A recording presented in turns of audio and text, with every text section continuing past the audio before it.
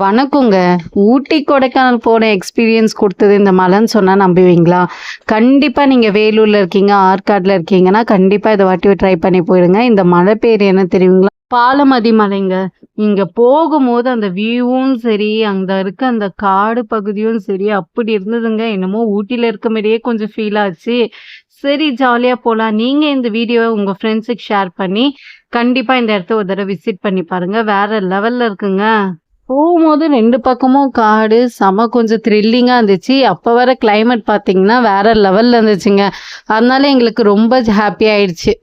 இந்த காட்டுக்குள்ள பெரிய பெரிய மலைப்பாம்புலாம் இருக்குன்னு சொல்லி கேள்விப்பட்டோம். சரி நாங்க போம்போது 1, 2 கண்ல படுதான்னு பார்த்தா, 1 கூட கண்ல படலங்க. நாங்களும் அங்கேருந்து இந்த சைடு எதனா போதா, இந்த சைட்லேருந்து அந்த சைடு எதனா போதான்னு பார்த்துட்டு போயிட்டே இருந்தோம். ஆனா எதுவுமே போல. சிறுத்தை வேற இருக்குன்னு சொல்லியிருந்தாங்க. சரி சிறுத்தைனாச்சும் பார்க்கலான்னு ரொம்ப ஆசைப்பட்டா, அங்கேயும் பார்க்க முடியல. ஆனா ரோடு ரொம்ப காலியாவே இருந்துச்சு. கொஞ்சம் நல்லா த்ரில்லிங்காவே போயிட்டு இருந்ததுங்க.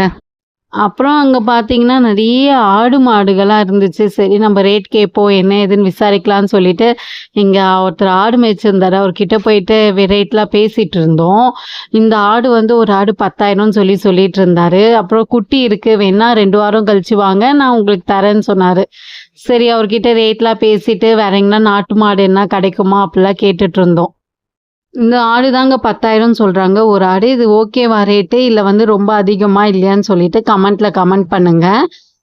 அப்புறம் அவர்கிட்ட எல்லாம் பேசி விசாரிச்சுட்டு வேற எங்கனா நாட்டு மாடு எதுனா இருக்கான்னு சொல்லிட்டு கேட்டுட்டு இருந்தோம். அப்புறம் அவரும் சொன்னாரு, இந்த சைடு போய் பாருங்க. நாட்டு மாட்டு பட்டியெல்லாம் இருக்குன்னு சொன்னாங்க. சரி நாங்களும் போய் பார்க்கலான்னு சொல்லிட்டு அங்க இருந்துக்கு அவருக்கு ஒரு நன்றிய சொல்லிட்டு கிளம்பியாச்சுங்க. இந்த வாட்டி தான் 2 குட்டி போட்டுக்குது. 2மே பொட்டை குட்டி. 2மே பொட்டை குட்டி. இந்த ஆடு எவ்வளோ? இந்த கடாயா? அது கடாய் 10,000.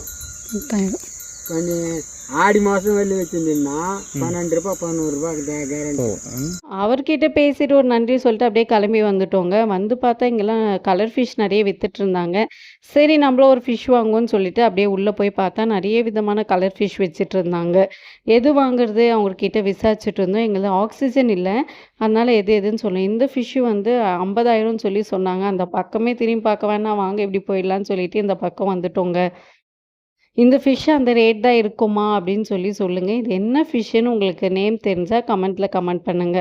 அப்புறம் ஆக்சிஜன் இல்லாம வாழ்ற மீன் எதுன்னு சொல்லி பார்த்துட்டு, எங்களுக்கு தேவையான மீன என்னன்னு செலக்ட் பண்ணிட்டு, ஒரு 4 மீன் வாங்குனோங்க. ஒரு ஜோடி ரூ. 30ன்னு சொன்னாங்க. சரி நம்ம ஒரு 2 ஜோடி வாங்கலான்னு சொல்லிட்டு வாங்குனோம். அப்படியே எல்லா கலரும் சேர்த்து வாங்கிட்டு அப்படியே கிளம்பி வந்துட்டோங்க.